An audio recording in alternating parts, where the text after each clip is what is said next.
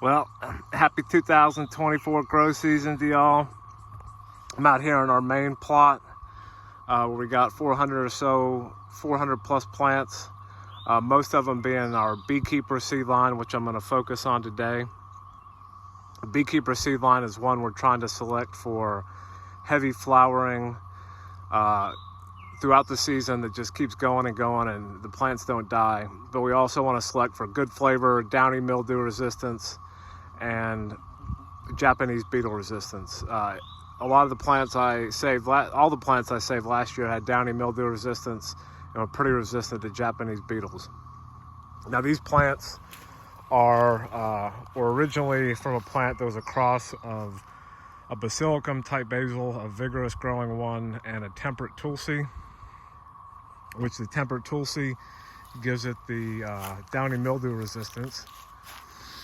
So this year we have a lot more of them growing, and we have a range of characteristics, and we also want it to be have good flavor, so we want it to be a culinary basil as well, but one that also is pollinator friendly, and you can let flower and feed the bees, both wild insects and the domesticated bees.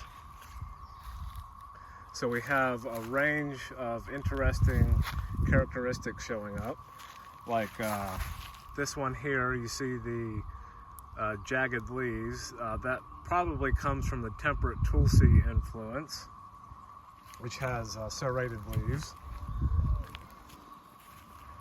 All of these are green here.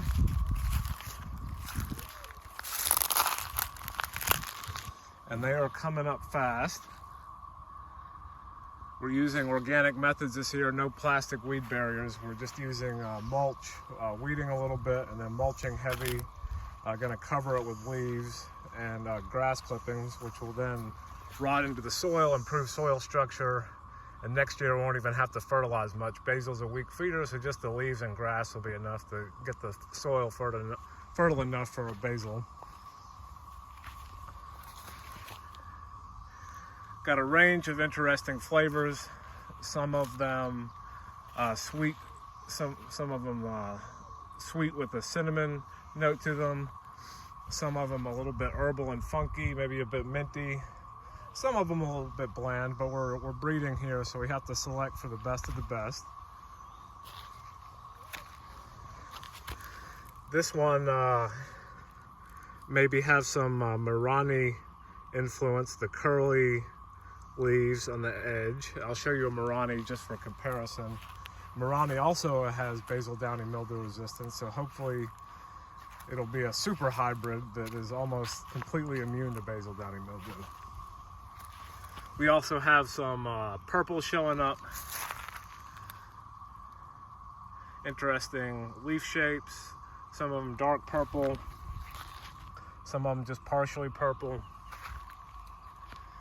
So it'll be really fun to see these grow up and turn into hedgerows of basil. They're planted pretty close, so we can get more plants in a smaller space. Let's take a smell of this one right here. This one has like the cinnamon-like aroma.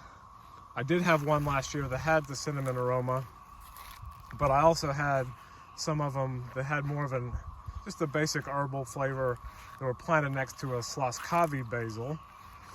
And the Sloskavi has like a sweet cinnamon aroma, almost like a sweet basil cross with the cinnamon basil. It's not that type of cross, but the flavor is kind of like that. So it's shaping up to be a great grow season. We're excited about what we're gonna see this year.